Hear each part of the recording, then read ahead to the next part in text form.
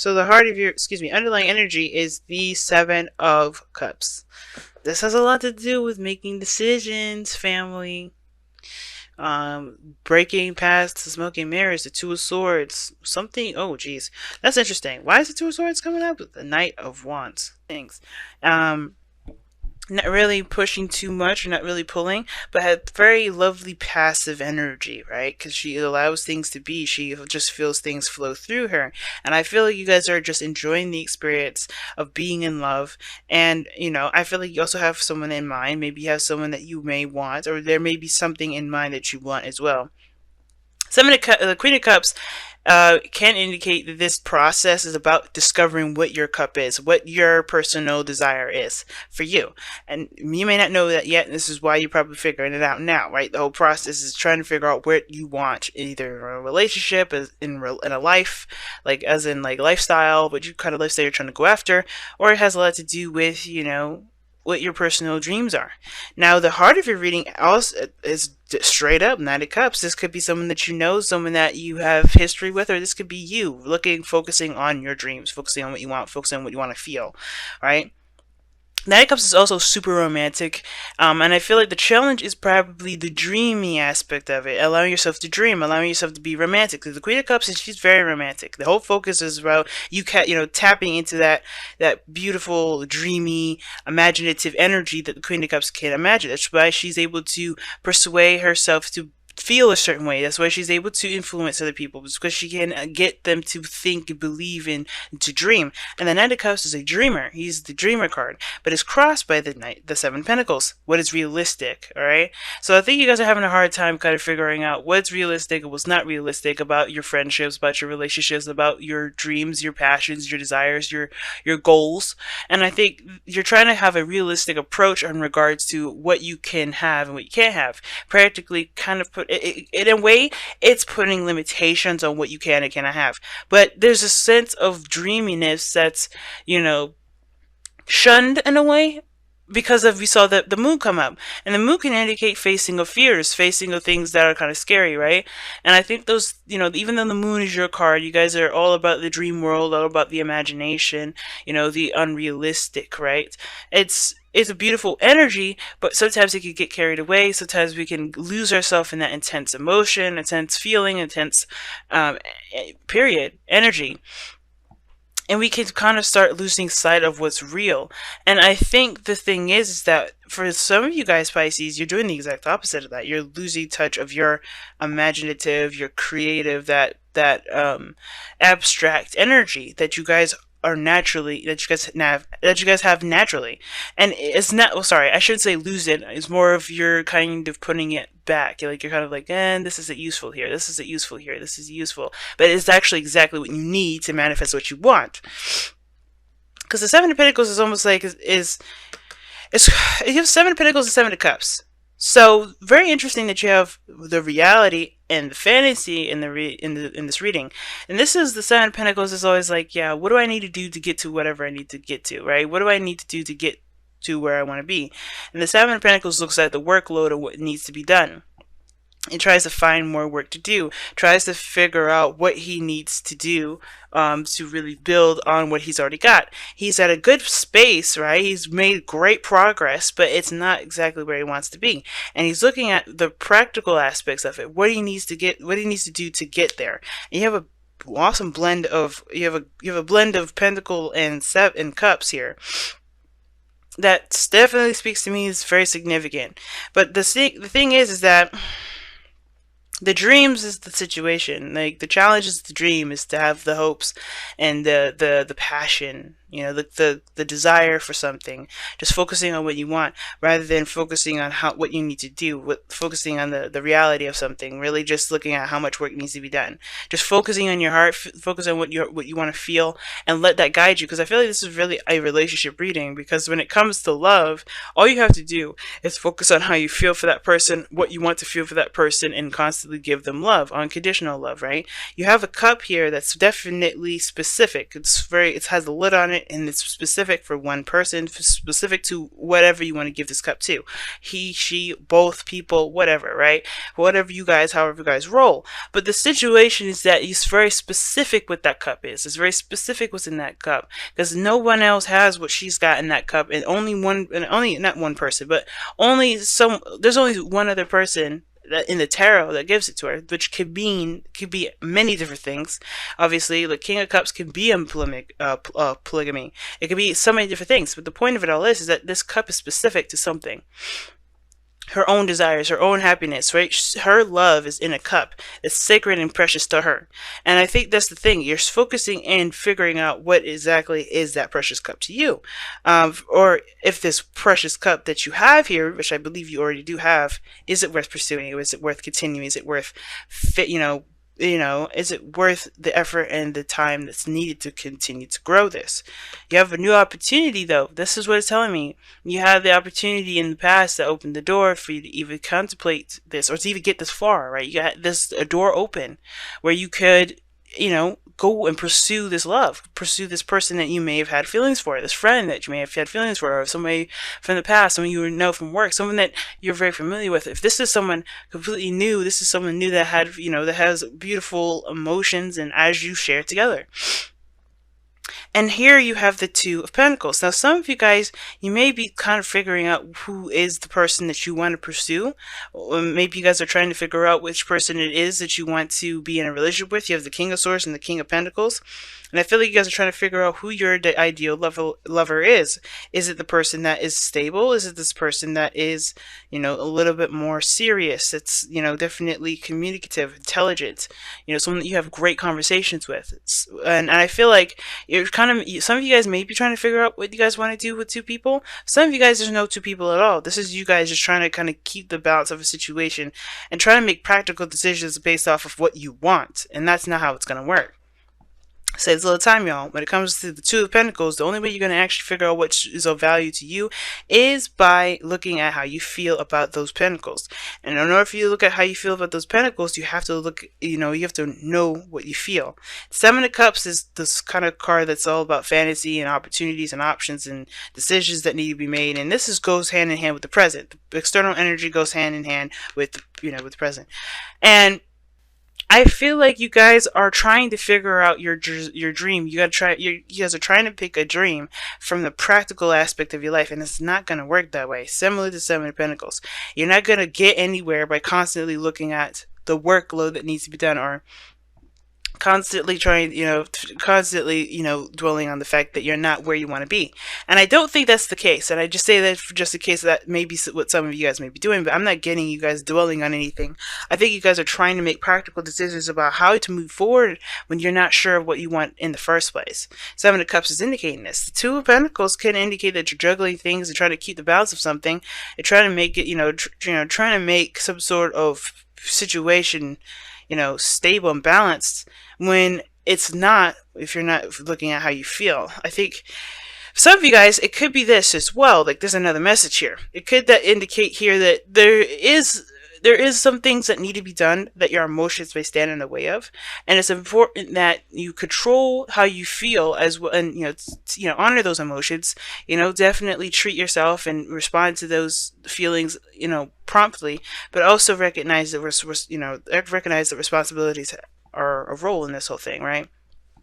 I'm not saying that you guys are blowing any of these off, but what I am saying is that do allow yourself to, treat yourself sometimes. Allow yourself to feel, right? To go into fantasy world, take some time out and enjoy your life. Enjoy how you feel, this person, enjoy life, period. Because if we can bog ourselves down with work that we don't really we forget what we are doing the work for. And I kind of get that kind of message with both, this kind of energy. Like, some of you guys may be working too much or just balance everything out, and you're not giving yourself time, right? You got to give yourself, at least a little bit of time to enjoy life, to remember why you're working so hard, why you're diligently focusing on building something, right? Focusing on your heart's desire and working so diligently on it. Now, the King of Swords is the future card, and I actually don't have a problem with this here, because this tells me that you also make a decision. You know your truth at this point. And I feel like you guys know too. I think you're keeping the balance right now to kind of figure it out, weighing the options at this moment. But you're also you're assessing how you feel. You know that you have to go within. You know that you have to figure out what you know. The way to figure out what's yours is by feeling, is by knowing what you want to feel, by concentrating on your emotions, and that is what's going to get you to your truth, to become the King of Swords. If this is you guys, and the King of Swords could also be someone else. It could be an Aries. Oh, sorry, Gemini, Libra, Aquarius. I don't know why I always do that. With the air signs, I always throw Aries in there, and I think it's just because he sounds like air, but whatever. The King of Swords, Aquarius, Gemini, Libra, coming up here. Could be that this person here, you choose that individual that's an air sign. If you're not seeing an air sign, it could be that you're leaning more towards someone that is intellectual, that's very smart, very good at communicating, has great conversations with, very good at coming up with ideas, very stern about his beliefs or her beliefs. Okay. Remember, guys, kings don't have to be a she; they could be a he. All right.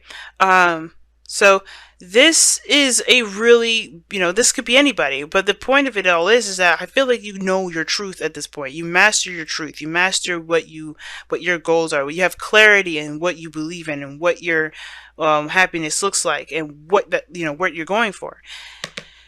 Because here, your goal and ambition is the Ten of Pentacles. You want to commit to that. I feel like you guys want to have a wonderful ending. You want to have a relationship that's strong, that's sturdy, that stands the test of time. You want something that actually, that feels like you are, supported, as well as you can see and have physical, like almost have physical evidence that it's true, that it's there. You want a realistic ending that makes you feel absolutely happy. And not an ending per se, but more so like you want an outcome to be beautiful and to be happy and to have all the people that around you that support you and are in your network that really have your back and truly have your best interests at heart. So your outcome here is the King of Pentacles. And the King of Pentacles is somebody that's loyal, that's committed, that's determined to get to this Ten of Pentacles here with you. This person's also can be very focused on their on work or the material, but only because they understand the value of what those things can get their significant others, their families, etc. This is a family person. It's someone that's very focused on family, that's focused on growth. I feel like this person could be very possessive as well, but I feel like this could very well be you guys, right?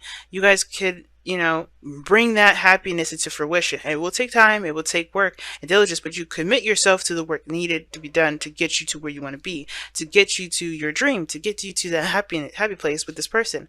And I feel like you guys are already in love with this person very much. It's just that it just is going to need time and work and patience with both you and the other individual to get to that place. You have a new opportunity here. It's all about doing something differently. And I feel like the difference is taking the leap and to take your time with the growth that's coming with this relationship. Awesome. Awesome reading, Pisces. Let's go ahead and see what you guys got for your romance angels. Keep an open mind.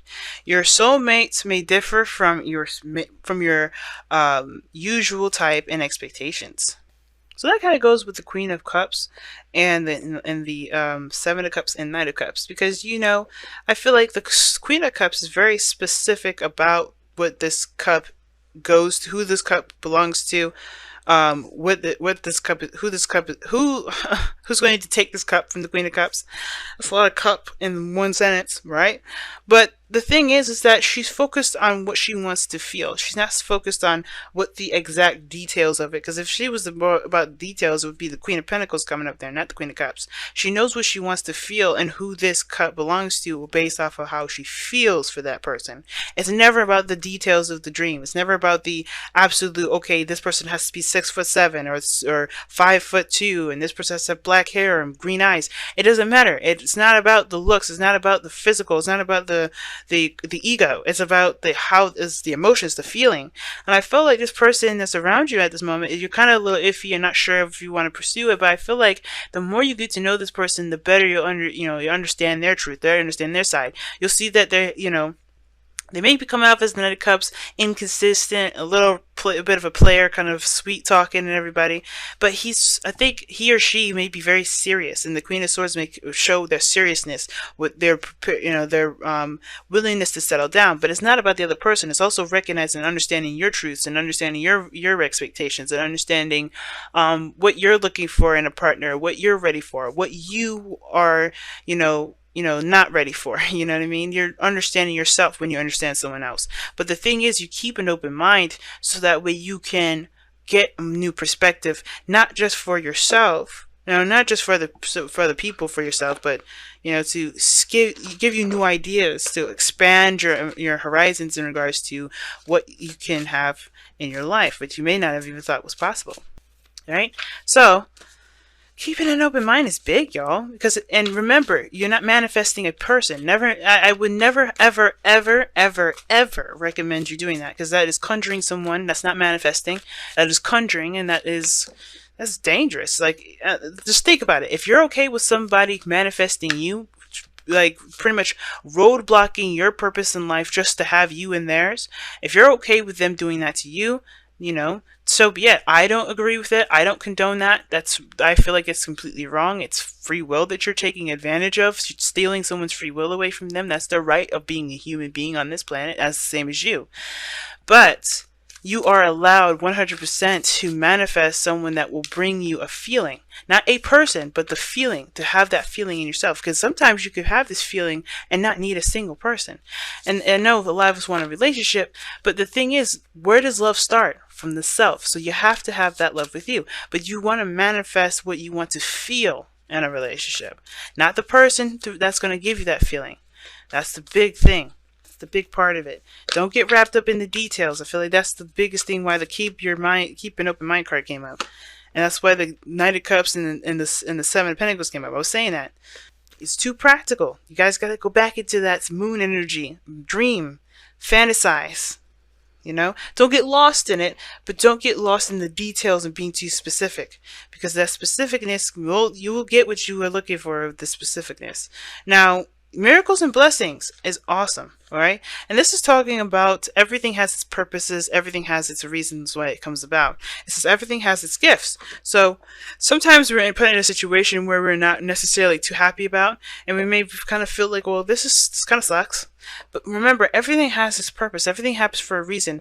And sometimes we don't see it in the moment, but as we go through it, as we live our lives, as we, live through the experience, we understand what the gift really is. Something that's personal, something that's deep and spiritual that no one else could take from us, no one else could see, and something that we can't really see either, but we could truly feel, and we know within our mind's eye that that gift that we have is something that can never be taken away.